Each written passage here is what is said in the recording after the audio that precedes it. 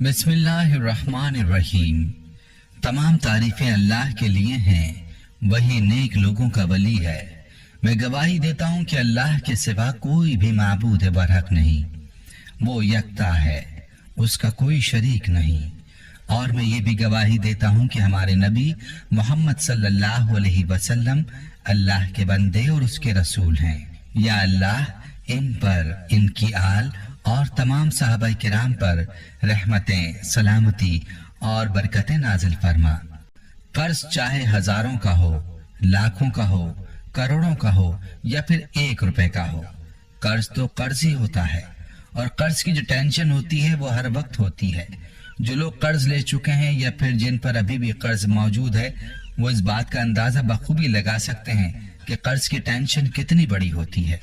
कर्ज एक ऐसी मुसीबत होती है जिसकी वजह से इंसान को जिल्लत और रुसवाई का सामना करना पड़ता है।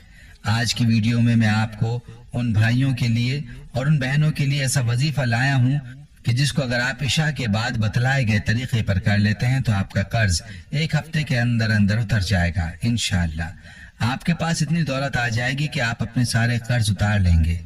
अमल का मुकम्मल तरीका भी आपको बताऊंगा, बस आपने वीडियो को स्किप नहीं करना और आखिर तक देखना है ताकि कोई अहम बात आपसे मिस ना हो जाए। याद रहे कि जब भी इंसान अल्लाह ताला के कलाम को पूरे यकीन के साथ पढ़ता है और अल्लाह की जात से इस कलाम के वसीले से सवाल करता है तो अल्लाह ताला अपने बंदे की जरूर सुनता है। लिहाजा आपने भी पूरे यकीन के साथ इस वजीफे को करना है अगर आप अपने कर्ज से और अपनी परेशानियों से निजात चाहते हैं तो। चलिए अब आपको वजीफे से मुतालिक तफसीलात बताता हूँ। ये वजीफा आपने इशा की नमाज के बाद करना है, यानी सोने से पहले पहले आप इस वजीफे को कर सकते हैं या कर सकती हैं। वजीफे को आपने बावजू हालत में करना है। बेशक आप इस वजीफे को बिस्तर पर लेटे लेटे ही कर लें। अलबत्ता ये जरूरी है कि वजीफे के दौरान आपने किसी से बात नहीं करनी।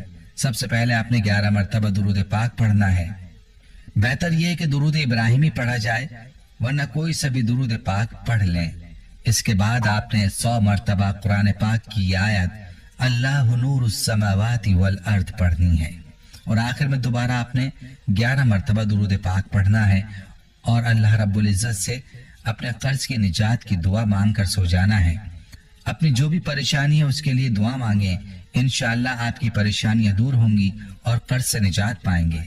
जितना यकीन के साथ आप इस अमल को करेंगे उतने ही जल्द आपको परेशानी से निजात मिलेगी। याद रहे कि इस अमल को आपने तब तक जारी रखना है जब तक आपका कर्ज न उतर जाए। इस वजीफे में आपको ज्यादा वक्त नहीं लगेगा, बस रात को सोने से पहले 1 तस्बीह पढ़कर सो जाएं। अल्लाह के फजल से कर्ज भी खत्म होगा और बाकी परेशानियां भी दूर होंगी। ये थी हमारी आज की वीडियो। आपने सदका जारी की नीयत से इस वीडियो को शेयर जरूर करना है ताकि ये वीडियो उन बहनों और भाइयों तक पहुंच पाए जो कर्ज की वजह से परेशान हैं। प्यारे भाइयों, हम ये उम्मीद करते हैं कि आपको हमारी आज की ये वीडियो जरूर पसंद आई होगी। अगर आपको हमारी आज की ये वीडियो पसंद आई है तो आपसे गुजारिश करते हैं कि आप हमारे चैनल को जरूर सब्सक्राइब कर लें और साथ ही लगे बेल के बटन को भी प्रेस कर लें ताकि आपके पास हमारी आने वाली मजीद मालूमाती वीडियोस का नोटिफिकेशन बर वक्त मिलता रहे।